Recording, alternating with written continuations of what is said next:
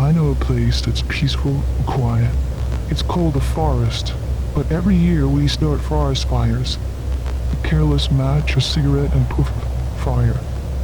So the next time you're in the forest, be extra careful, okay?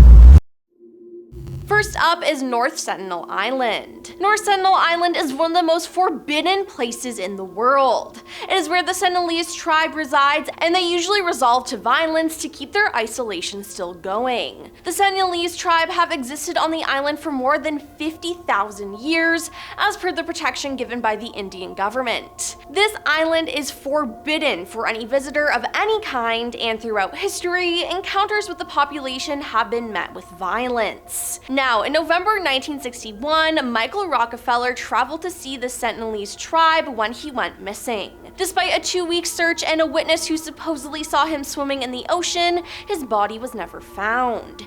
It said that he was eaten by tribe members as they were involved in that practice, and they sometimes ended people's lives as part of rituals. Now, it's also been said that his boat overturned and he swam to shore to look for help, and that's when he was attacked, as nobody ever saw him again. Some members of local tribes have told stories indicating that Michael's life ended upon reaching the shore, and that his body was cut up and the parts were handed out as gruesome trophies.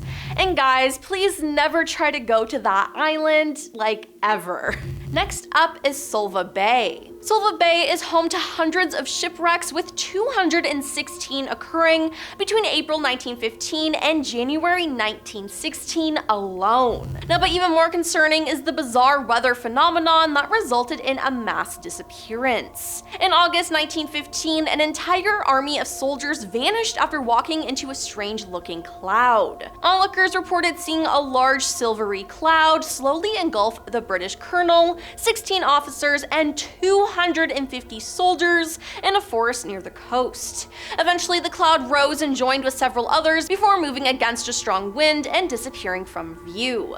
Later, 180 bodies were found scattered over 1 square mile near a small farm. A witness said it looked like they fell from a great height. Now, there is still no explanation for the deaths or missing men, but UFOs, a portal to a parallel universe, and a secret chemical weapon are all among the more popular theories, but regardless, that whole situation is just so strange. The next location is Pyramid Lake. As one of the largest natural lakes in Nevada, Pyramid Lake covers 125,000 acres and is surrounded by many unique rock formations, with a large pyramid-shaped one in the lake that inspired its name. Pyramid Lake has a dark history that some believe led to the several disappearances. Now, the lake saw one of the bloodiest battles between the Native Americans and white settlers in the state when the local Paiute tribe joined with the Shoshones and Bannocks. Together, they ended the lives of more settlers than ever before.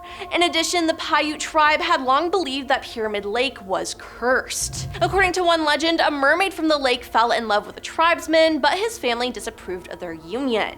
Furious, she cursed the lake and everyone who lived around it. Now, another legend involves demons who appear as creatures known as water babies. They are said to haunt the lake just under the surface, waiting to pull in unsuspecting fishermen. Now, visitors report hearing sounds of crying on the water during the spring, which just so happens to be the same time of year that most boating accidents occur. These legends are often referenced anytime swimmers, scuba divers, or boaters disappear in the lake under strange circumstances. Now, in many cases, the bodies are never recovered, but even stranger, some have been found in Lake Tahoe, even though they drowned in Pyramid Lake. Moving on to the Flannan Isles. The Flannan Isles are a group of 7 rocky uninhabited islands in Scotland. In 1899, a lighthouse was built on the highest hill on the largest island, Ellen Moor. Before the year was over, 3 of its lighthouse keepers disappeared. On December 7th, 1900, Donald MacArthur, Thomas Marshall, and James Ducat began what was a 2-week rotation as keepers of the lighthouse. The superintendent of lighthouses, Robert Muirhead, was the last one to see them alive when he performed a routine check. Heavy mist around the island caused problems, as the lighthouse was also monitored by a telescope from the mainland, allowing the men to signal for help if they needed, but with the mist, they couldn't see. The lighthouse was visible on December 7th and 12th, but a passing ship reported that the light was off on the 15th. It was not seen again until the 29th, 8 days after the men should have ended their rotation. Their relief arrived late due to bad weather and found that a clock had stopped, no fire was burning, and a meal was sitting on the table untouched. But the men were gone and they were never seen again. Next, let's talk about Lake Anjikuni. Lake Anjikuni is a remote lake in the Northern Territories of Canada. Covered with ice and snow for half of the year, it forms part of a string of waterways that the Inuit use for fishing and trade. In November 1930, a fur trapper named Joe LaBelle passed through a small Inuit community near Anjikuni Lake and found that all of its inhabitants were gone. Just poof. There was no evidence of foul play, but it was clear that something happened. Food was hung over fire pits, projects were left half finished, and 7 sled dogs tied to posts had starved to death. LaBelle reported his findings to the Northwest Mountain Police, and the police found that the Inuit had been missing for 8 weeks before LaBelle's visit, but could not locate them or uncover what happened. Adding to the mystery, officers reported seeing blue, unnatural pulsing lights over Lake Anjikuni. Superstition Mountains are our next location. Okay, so with a place called Superstition Mountains, I feel like if you're willing to go there, I feel like that's on you. Yeah. The Superstition Mountains east of Phoenix, Arizona are well known for being the resting place of the lost Dutchman's treasure, but it is also full of unfriendly wildlife, sheer drop-offs, deep canyons, and wild swings in temperature. Not to mention the many mysterious disappearances, strange sounds, and unexplained deaths that gave it its name, Superstition. Now, more hikers disappear in the Superstitions than any other mountain range, claims George Johnson, president of the Superstition Mountain Museum. Now, the average is 4 to 5 hikers per year. Such 2 hikers were Aldous Ruth and James A. Cravey. Treasure hunter Aldous Ruth acquired maps to old mines, convinced that one of them would lead to the lost Dutchman's treasure. Now instead, they led to his disappearance and death. A message in a bottle revealed that Ruth had broken his leg and needed help, but hinted that he had found the treasure before becoming injured. In December 1932, a bullet hole was discovered in his skull a mile from the rest of his body. Similarly, in 1947, the headless body of a prospector named James A. Cravey was found tied up in a blanket while his head was 30 feet away. Let's discuss Odessa's catacombs. It's said on New Year's Eve in 2005, a girl named Masha went out with a large group of friends to celebrate and found an entrance to the mines of Odessa's catacombs.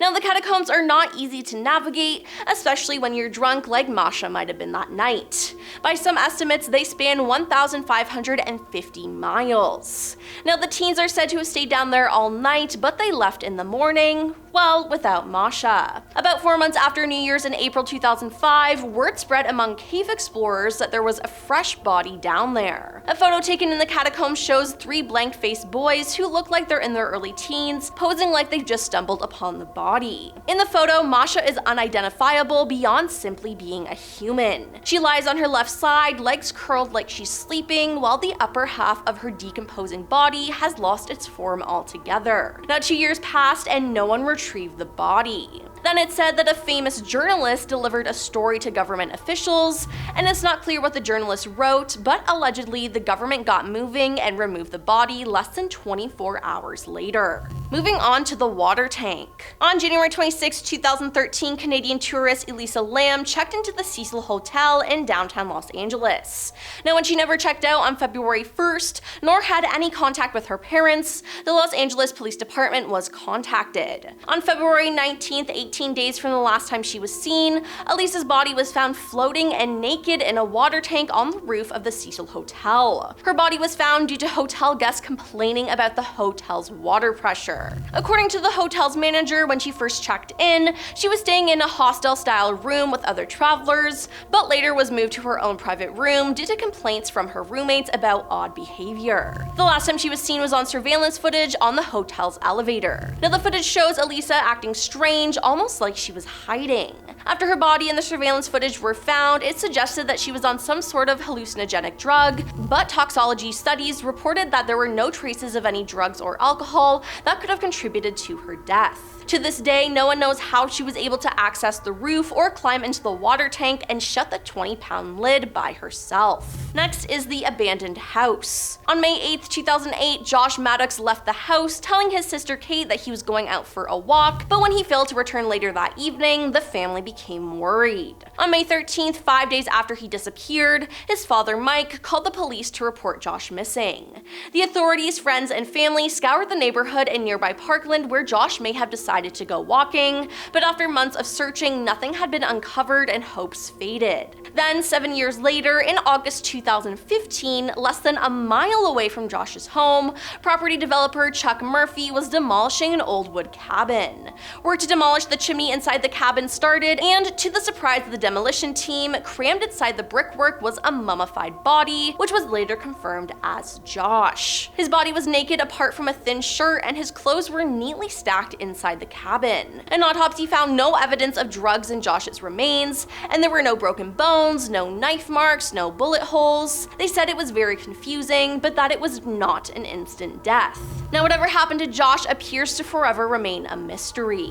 And last on our list is the Nutty Putty Cave. The Nutty Putty Cave, first explored in 1960 by Dale Green and friends, is currently owned by the Utah School and Institutional Trust Lands Administration. Before 2009, this cave had 4 separate rescues of cavers and Boy Scouts who got stuck inside the cave's tight twists, turns, and crawls. A gate was installed on May 24, 2006, and the cave was temporarily closed. In early 2009, proper management was established and an application process was developed to ensure safety precautions were being met. On May 18, 2009, the cave was reopened to the public, and on November 24, 2009, a man named John Edward Jones became stuck and subsequently died in the cave after being trapped inside for 27 to 28 hours. John and 3 others had left their party in search of the birth canal, a passageway with a turnaround at the end. John entered an unmapped passageway which he wrongly believed to be the canal and found himself at a dead end with nowhere to go besides a narrow vertical fissure. Believing this to be the turnaround, he entered head first and became wedged upside down and stuck.